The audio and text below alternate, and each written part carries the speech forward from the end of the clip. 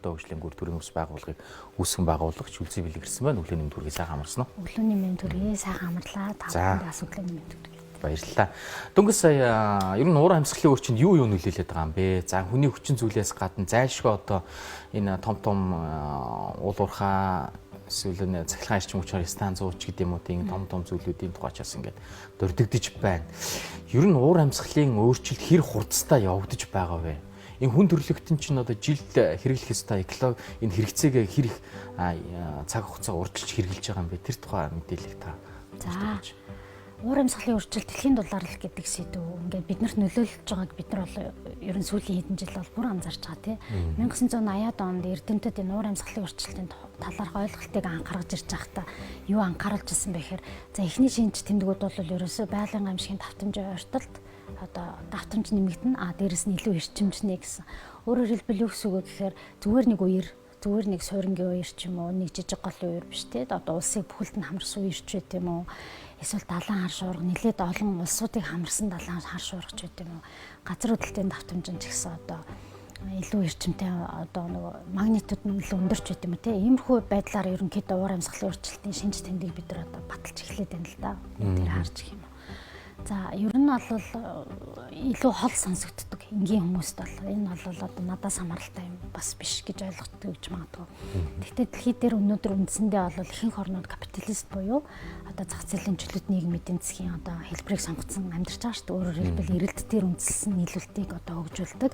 Үйлдвэрлэлүүд нь одоо хувийн эрэлт хэрэгцээ дээр одоо суурилж үйлдвэрлэх бүтээгдэхүүнүүдэд үйлдвэрлэлийг үзүүлдэг те. Тэгэхээр үүгээрээ бид нар юу хэлэх гээд байна вэ гэхээр би одоо ямар эрэлтийг үүсгэж чинь ямар зүйлийг хүсэж чинь түүнд зориулсан бүтээгдэхүүн үйлдвэрлэлийг одоо хийдэг юм байна. Тэгэхээр үүнийг бол ногоон болгох боломжтой буюу байгаль орчныг хамгаалах чиглэлд хөгжүүлэх боломжтой. Одоо би өөрийнхөө эрэлтийг өөрчилснөөр өөрөөр хэлбэл хариуцлагатай хэрэглэгч ухаалаг хэрэглэгч нар дэлхийд даяараа төрөх ёстой гэсэн үг. Сая тэгээд хэллээ шүү дээ 7 тэрбум гэж ярьлаа одоо 8 тэрбум. За зарим статистикаар бол 8 тэрбум 4 сая гарцсан явж байна тий. Зарим нь бол зарим статистикаар бол 11 сард 8 тэрбум хүрнэ гэж байна. Тэгэхээр юу гэсэн үг гэхээр эрэлт биш хэрэглэгч болон хүн амын өсөлтийн хэмжээгээр хэрэглээ нэмэгдэнэ. За хэрэглээ нэмэгдэж байгаатай холбоотой байгалийн нөөцийн одоо маш ихээр байгалийн нөөцийг бол хурдтай шахаж байгаа шүү дээ одоогийн хүндрэлтний одоо энэ цаг хугацаанд.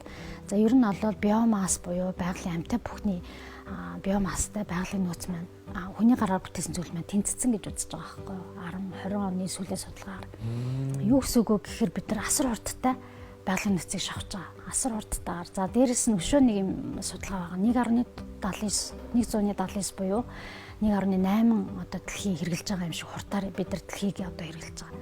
За энэ нь юу гэсэн үг вэ гэхээр хүн төрөлхтний одоо дэлхийн өөрийгөө нөхөн төлжүүлдэг одоо боловсруулдаг тий одоо ургуулдаг энэ нөөцийг хүн төрөлхтөн маань 7 сарын хугацаанд хэрэглэж дуусчаад байна гэж байгаа байхгүй.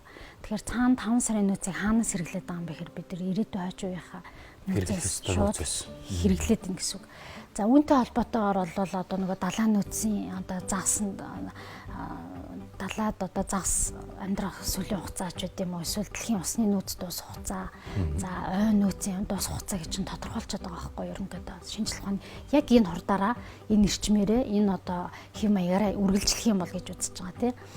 За мэдээж хэм маяг өөрчлөгдөх энэ инновац технологиуд хөгжөөд илүү ногоон илүү одоо байгаль дээлтэй болох юм бол мэдээж энэ нөөцийн хэмжээ бол арай уртсан. Гэхдээ одоо өнөөдрийн хэмжээгээр бол энэ нөөцүүд бол биднийг амьдарч авах хугацаанд дуусахаар байгаа байхгүй юу ер нь дийлэнх нь бас дэлхийн цэнх усны нөөц ч гэдэм үү за далаад одоо амьд амьтдын үлдэх хугацаа ч гэдэм үү ингээд ингэхээр юу гэсэн үг вэ гэхээр одоо нэгдсэн үндэсний байгууллагын дэргэдэх засгийн газар хоорондын уур амьсгалын зөвлөл гэж том байгууллага байдаг. За маш том судалгааны дүгнэлтүүдийг одоо бүх орнуудаас ингэж татаж авч гаргаж байгаа байхгүй. За тэдний дүгнэлт дээр юу гэж хэлж байна вэ гэхээр яаралтай now or never буюу яг өнөөдөр нэг бол хизээч одоо өөрчлөлт хийж амжихгүй байна гэж хэлээд байгаа байхгүй. Тэгээд энэ нөгөө нэг ойрын 100 жилдээ ойрын 50 хүртэл өөрчлөлт хийн гэсэн энэ хугацаа маань болохоор наашилчаад байгаа юм. Одоо ер нь уур амьсгалын өөрчлөлтийн сайтууд юм уу, вебсайт юм уу, судалгааны юунуудыг ингээ харахаар бидний дэлхийг аврах 5 жил байна. Бидний дэлхийг аврах 8 жил байна. За зарим судалгаагаар 2035 оноос хойш бол бид нар ямар ч юм хийгээд одоо юугүй байна. Оройтчод байна гэж хэлээд байгаа байхгүй юу. За тэгэхээр юу гэсэн үг гэхээр одоо энэ цаг хугацаанд амьдарч байгаа хүмүүс л хамгийн хүчтэй байгаль хамгаалагч. хамгийн хүчтэй уур амьсгалын өөрчлөлт нөлөө үзүүлэгч нар байгаа. Нэг бол сөрөг нөлөө үзүүлж болж байна, нэг бол эргийг үзүүлж болж байна. Тэгэхээр сөрөг нөлөө үзүүлэх нь юу вэ те? Одоо би хувь хүнээс хамаарахгүй бас өөрчлөлт юу хэм маяггүй шүү дээ те. Би одоо байшинг өнөөдрийн дотор сольж чадахгүй, би магадгүй машин өнөөдрийн дотор сольж чадахгүй те. Гэхдээ өнөөдрийн дотор сольж чадах өөрчлөлтүүд бол байгаа. Одоо усаа хэмнэн, за чадлаараа мод тарин те. За үүн дээр нэг хамгийн том чухал нөлөө үзүүлэх зүйл нь бол хоол хүнсний сонголтууд байгаа даа. За тэгэхээр ер нь өглөө өдөр оройгүй хамгийн их байгалийн нөөцийг бид нар юу хэрэглэж байгаа гэхээр хоол хүнс байгаа байхгүй юу? Байгалаас авч байгаа тий. За хоол хүнс маань ямар хэмжээний ус зарцуулаад, ямар хэмжээний үр тариа хэрэглээд, ямар одоо эрчим хүчний зардал болон одоо бусад зардлууд хүний нөөц хөдөлмөрийг гаргаад миний урд ирж байгаа вэ гэдгийг бид нар өнөөдөр мэддэг байх хэмжээний ухаалаг хэрэглэгч нар болох хэрэгтэй болчиход байгаа байхгүй юу? За энэ чиглэлээр болоо сүүлийн үед махны хэрэглээг эрс бууруулах шаардлагатай байна гэж үзсэн. За яг тэгэхээр дэлхийн 2 дугаар дайнаас хойш бол махны одоо үржүүлж байгаа энэ эрчимдсэн мал аж ахуйгаа 5 дахин ихээр үржүүлсэн байгаа байхгүй. За тэгээ үүнтэй холбоотой одоо 3 сард одоо нөхөн төлждэг те шимт хичээл өндөртэй хүнсийг хэрэглэх үү эсвэл ингээд 5-аас 10 жил үр тариа гараад хичээгээд тариагаа услаа те. За тэгээ өдөр болго усалдаг. Дээрэс нь одоо эрүүл ахуйн холбоотой маш хэмжээний ус хэрэглэдэг энэ мал аж ахуй байх уу. Тэгэхээр бид нар бол үүнтэй холбоотой одоо нөгөө Германы жишээ нь байгаль орчны яам бүх арга хэмжээгээ бол махгүй байхаар шийддэг ч байт юм уу тий. За монголчуудын хувьд бол энийг хүлээж авахд магадгүй одоо би арай эрт мэдээллийг өгсөн байж магадгүй. Гэхдээ бид нар өвдөөцийнхаа юм уу эсвэл уламжлалаа ингээ бодох юм бол бага одооныхоос хамаагүй бага хэрэгэлдэг байсан байгаа байхгүй. Ерөөсөө тийм л байна л та. Бид одоо зуны дэлгэр цагт бол баг хуучны одоо хүмүүсийн яриаг ингээд сонсож байхад баг мах хэргэлдэггүй те цагаан идэг иддэг тэр нөгөө өвөл нөөцөлсөн борцоосоо баг зэрэг за хаяа л нэг юм шин мах шүл уудаг байсан ч гэдэг юм уу ийм их хүнээс мастдаг байсан гэж ярьдаг шүү дээ мастдаг байсан гэдэг бидний ээж аав өвөө юм тийм тэнтэй хаалсан байгаа байхгүй юу харин тэгэхээр одоо бол жилийн 4 байлрал тогтвол мах өдөр болгон мах өглөө өдөр оройгүй тэр 1 кг мах хичнээн литр ус хичнээн өвс тийжэл идэж байж танд одоо бэлэн бүтээгдэхүүн одоо хэрэглэхэд бэлэн болж ирж гин гэдгийг бодгол хэрэгтэй болчихж шүү дээ тий яг үнэ тэгэхээр одоо бэлчээрийн даац хэтрэлч гэсэн одоо сүүлийн үед яригдаад байгаа асуудал шүү дээ тий одоо бид нар ер нь бол уран судлаач академич Ташчанцгаг юм ундаг хүн байсан за тэр хүний одоо тухайн үед хурал дээр нь би нэг сууж хахад ингэж хэлжсэн байхгүй юу Монгол улсын хүн ам одоо 100 сая болсон ч 70 сая болсон ч тий хэдэн сая болсон ч бэлчээрийн даац маань ерөөсө 30-40 сая малыг л одоо тогтоох бэлчээрийн даацтай гэж үзчихсэн байгаа байхгүй. Тэгэхээр өөрөөр хэлбэл ургамлын одоо дараа ургах хурд тэр нөөцийг бид нар бас бодолцож яг ухаантай одоо тэрийг хөгжүүлж үржүүлжсэн байгаа. Одоо уламжлалт мал аж ахуйгаар. Одоо бол бид нар нөгөө нэг олонхын бизнес ч гэдэг юм уу тодорхой хэмжээний дотоодын нөөц олцоо гэдэг үндсэн салбараар одоо мал аж ахуйн салбар ингээ хөгжүүлэхэд жоохон биш юу нэлээд хэтрүүлэгтэй хөгжүүлсэн байгаа байхгүй.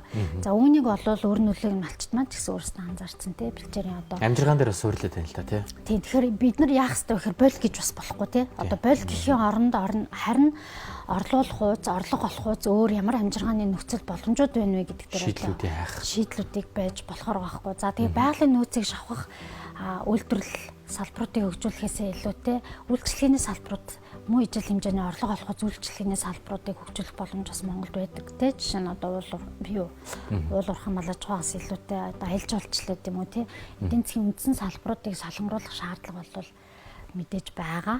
Тэгээ үүндээ бол илүү байгаль дэлтэй ногоон одоо гой салбаруудаа зэрэгцүүлээ хөгжүүлэхэд бол болохгүй зүйл үү. Одоо саяхан урьд хэдхэн хоногийн өмнө би нэг юу уншижсэн. Монгол улсад орлого оруулж ирж байгаа одоо e-спортын тоглогч нарын орлогын хэмжээ ч үт юм уу тий.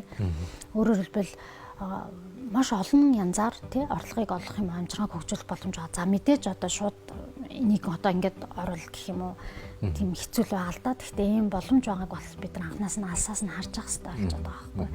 Танай байгууллагын одоо судалгаан дээр суурилагдсан одоо Монголын уур амьсгалын өөрчлөлт ийм байна гэсэн ер нь сүүлийн судалгаа ер нь юу байна? Яаж өөрчлөгдөж байна? За яг уур амьсгалын өөрчлөлтөд эмзэг орнуудын жагсаалтад Монгол улс одоо дээрээс 8 жагсдаг хадал хийдэр тий. Тэгэхээр цөлжилт одоо усны хомсдлын том асуудал ирээдүйд үүсэх магадлал маш өндөртэй байна. За ер нь бол усны нөөцийг ер нь эрчим хүч эрчим хүчин биш нөгөө уул уурхайн салбар их те одоо бас маш их ус хэрэглэдэг салбар байхгүй өөрөө бас те одоо эрчим хүчин хэрэглэн өөрөө усыг хэрэглэн өөрөө уул уурхай хэрэглэн. За яг хажуугаар нь байгаа хөгжүүлж байгаа мал аж ахуйн салбар бас энэ те. За тэгээ яг нөгөө сая хэлсэн те дэлхийн одоо дундаж хугацаа нөөцийг ингэж нөхөн төлжүүлдэг хугацаагаар дэлхийн дундаж одоо хэрэглээ 7 сар хугацаанд нөөц хэрэглэж Монгол улсын 3 сард байгаа байхгүй. Хөөгч чинь хэд маш дээр явж байгаа. За үүн дээр нөгөө тий одоо нөгөө хэтрүүлсэн мал аж ахуйтай холбоотой нэгдүгээр хоёрдугаарт одоо мэдээж нөгөө байгалийн нөөцийг одоо яаж байгаа. Тэгээ би нэг одоо бойл юм уу эсвэл эсрүүцэж байгаа гэхээсээ илүүтэй яаралтай бид нар өөр шин шийдэл рүү орох шилжих бодолцох тий бодлогын хэмжээнд одоо том одоо өөрчлөлтүүдийг шаардлагатай байна гэж үзэж байгаа. За энэ бол бодлогын асуудал. Зөвхөн хувь хүнээр өөрчлөлтүүдийг бид нар хийж болно шүү дээ. За би одоо ийм богино хугацаа байгаа юм бол би тэр засгийн газрыг юм уу тэр төр засгийн ногоон бодлогыг хүлээхгүйгээр өөрөө юу хийж болох юм бэ гэсэн асуултыг илүү үзэгчдтэй өрөх нь илүү дээр байх гэж бодож байна.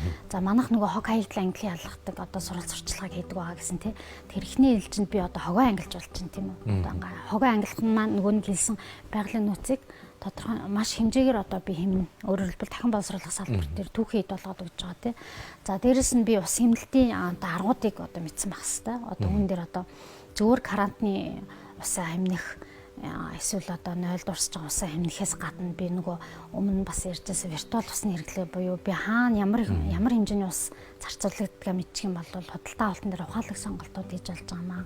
За аль болох одоо махнаас татгалцсан буюу анхны орц багтай тэр дундаа хүрэн бах гэж ярьж байгаа нөгөө маш хамаагүй илүү одоо ус хэмжээ үүний орцтой одоо баг байх орцтой хоолуудыг сонгож болж байна тий. За дээрэс нь би жилдээ чадлаар мод тарьж болж байна. За тэгээд дээрэс нь одоо эрчим хүч хэмнэх өөр боломжтой арга хувилбаруудыг. За тэгээ хамгийн сүүлийн нөгөө нэг том өөрчлөлт том одоо иргэн хүнээс шаарддаг юм дуу хоолойгоо өргө гэж яриад байгаа хэрэг сүүлийн үед. Эн чинь чухал болсон юм байна. Одоо юу юм байна? Анхаарах хэрэгтэй асуудал юм байна гэд өөрөөсөө гадна өөр 5-аас 10 хүнд ер нь мэдээлэл дамжуулж авах шаардлагатай гэж үзэж байгаа юм.